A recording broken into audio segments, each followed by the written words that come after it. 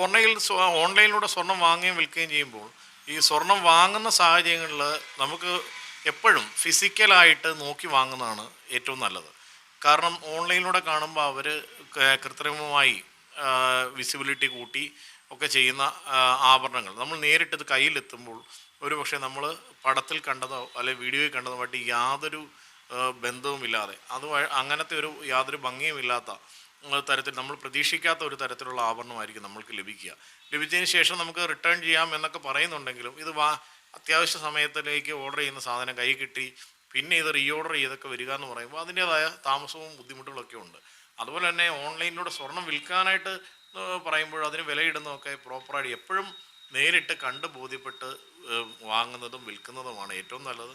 സ്വർണ്ണ മേഖലയിൽ ഈ വിൽപ്പന മേഖലയിൽ നമ്മൾ സ്വർണം വിൽക്കാൻ ആഗ്രഹിച്ച് വ്യക്തികൾ ചെല്ലുമ്പോൾ ഒരുപാട് ചൂഷണം അവർ നേരിടുന്നുണ്ട്. നേരിട്ട് സ്വർണം പല വൻപൻ പരസ്യങ്ങളൊക്കെ നൽകി ഈ സ്വർണം വാങ്ങാനായിട്ടിരിക്കുന്ന ആളുകൾ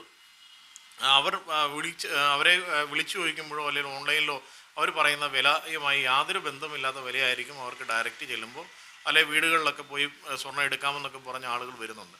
അതൊന്നും അവർക്ക് പ്രോപ്പറായിട്ടുള്ളൊരു വെയിറ്റോ പ്രോപ്പറായിട്ടുള്ളൊരു പണമോ ലഭിക്കാത്ത ഒരു സാഹചര്യവും ഇപ്പോൾ നിലനിൽക്കുന്നുണ്ട്.